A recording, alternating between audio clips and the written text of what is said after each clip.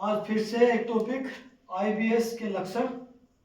क्योंकि सबको पता है कि आईबीएस यानी कि संग्रहणी, कहीं पे इसको ग्रहणी भी बोलते हैं, जो कि आजकल बहुत ज़्यादा फैल रहा है। छोटे छोटे बच्चों में 12 साल से 14 साल के बच्चों से लेके और 70-80 साल के बुजुर्गों तक ये रोग मिल रहा है। कोई बोल रहा है लाइफस्टाइल डिसऑर्डर है, कोई बोल रहा है खाने पीने की वजह से दिक्कत हो रही है, ठीक है, कोई बोल रहा है वजन उठाने से या झटका लगने से ये सब बीमारी हो रही है। लेकिन इनका कोई ऐसा साइंटिफिक कोई रीजन नहीं मिला है कि हाँ पार्टिकुलर इस रीजन से ये बीमारी फैल रही है। लेकिन बीमारी जिस स्पीड से फैल रही है उस हिसाब से ये बहुत भयानक रूप ले रही है। सबसे पहले इसका यदि आप कोई भी टेस्ट कराएंगे तो टेस्ट रिपोर्ट में इसकी रिपोर्ट जो होती है वो नॉर्मल आती हैं, बीमारी कुछ भी नहीं आती निकल के। चाहे आप इंडोस्कोपी करा लीजिए या कोलोनोस्कोपी करा लीजिए, सिग्मोइडोस्कोपी करा लीजिए, सीटी करा लीजिए या अल्ट्रासाउंड करा लीजिए, किसी में कुछ भी करा लीजिए, रिपोर्ट्स आएंगी नॉर्मल। आईबीएस का कोई भी रिपोर्ट से कोई भी लेना देना नहीं है। तो बहुत सारे लक्षणों के आधार पर इस बीमारी को साबित किया गया है, जिसमें से कुछ लक्षण मैं आपको बता देता हूं जो मुख्यतः लक्षण दिखाई दे रहे हैं। एक तो खाना खाते ही मल त्याग करने जाना, 5 से 6 बार मोशन जाना दिन में, कुछ भी घबराहट या हड़बड़ाहट का काम करने से, जैसे बच्चे का एग्जाम है तो उसको प्रेशर फील होना, या कोई मेंटली काम है तो उसको प्रेशर फील हो जाता है, और पूरे दिन में मल त्याग की इच्छा करना, ऐसा रहेगा कि मैं अभी मोशन के लिए चला जाऊं। ठीक है, ये स्टार्टिंग में ये लक्षण आते हैं।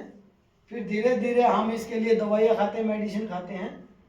तो यही मैं कहना चाह रहा हूँ, मेन मोटिव यही है कि आप जितना इसके लिए मेडिसिन खाएंगे, जितना भी इसके लिए मेडिसिन खाएंगे, तो आपकी प्रॉब्लम जो है बढ़ती चली जाएगी। अब मेडिसिन खाने के बाद क्या होता है, सबसे पहले जो लक्षण आता है दवाई खाने के बाद वो आता है कि आपको म्यूकस आना शुरू हो जाएगा, आंव आना शुरू हो जाएगा।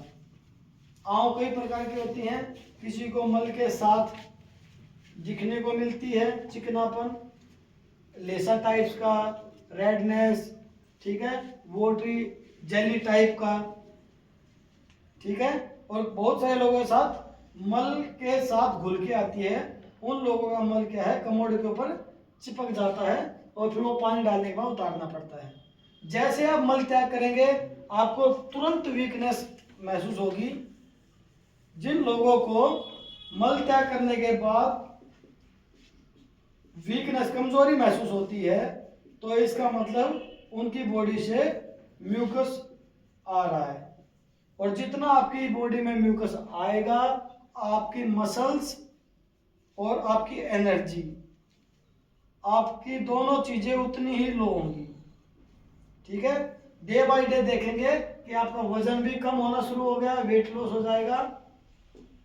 और वेट लॉस होना, एनर्जी लॉस होना और मसल्स लॉस होना अपने आप में एक एंजाइटी का कारण बन जाते हैं, जो कि कॉन्फिडेंस लेवल को कम करता है, जो कि कॉन्फिडेंस लेवल को कम करता है। फिर आप वो कॉन्फिडेंस लेवल के चक्कर में ना कहीं जाने के लायक रहते, ना कहीं काम करने के लायक रहते, क्योंकि सबको ये लगता है कि कोई मेरे को टोक देगा, कोई मेरे से पूछेगा आपको क्या हुआ क्या नहीं हुआ। तो आईबीएस को मैंने सिंपल सी भाषा में इसलिए समझाया है कि बहुत सारे लोगों को भ्रम है, सर मेरे को आईबीएस है भी या नहीं मेरे को नहीं पता, लेकिन जो आप लक्षण बताते हो वो मेरे को काफी मात्रा में दिखाई देते हैं। तो आईबीएस के लिए कोई भी जांच आपके लिए सही नहीं है। ना इंडोस्कोपी में कुछ आएगा, ना कोलोनोस्कोपी में आएगा, ना सिग्मोइडोस्कोपी में, ना ही सीटी में, ना अल्ट्रासाउंड में। सब रिपोर्ट्स नॉर्मल मिलेंगी, लेकिन प्रॉब्लम जो है जो कि तो होगी बल्कि बढ़ सकती है।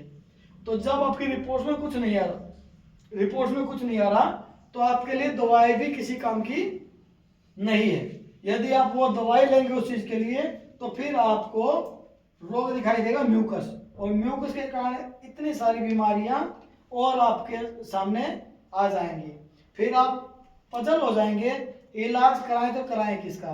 पहले एंजाइटी का इलाज कराएं, कॉन्फिडेंस लेवल ठीक करें, या म्यूकस का इलाज कराएं, या वेट बढ़ाएं, या मसल्स को ठीक करें, या किसी तरह ताकत आ जाए। हम खाते पीते रहेंगे, जितना एनर्जेटिक खाना खाएंगे हमें उतनी ही कमजोरी मिलेगी। यह भी एक आईबीएस का मुख्य लक्षण है। तो जिस किसी को भी आईबीएस है तो आईबीएस को पहले समझ लें कि मेरे को क्या क्या लक्षण आ रहे हैं, उसके बाद देखें, कम से कम जांच कराएं, कम से कम दवाइयाँ खाएं, तो आपको जल्दी ठीक होने में आपको सफलता मिल सकती है। यदि किसी को भी पेट से संबंधित कोई समस्या है तो आप हमसे कांटेक्ट कर सकते हैं। हमारा ऑनलाइन ऑफलाइन दोनों प्रोग्राम चालू हैं।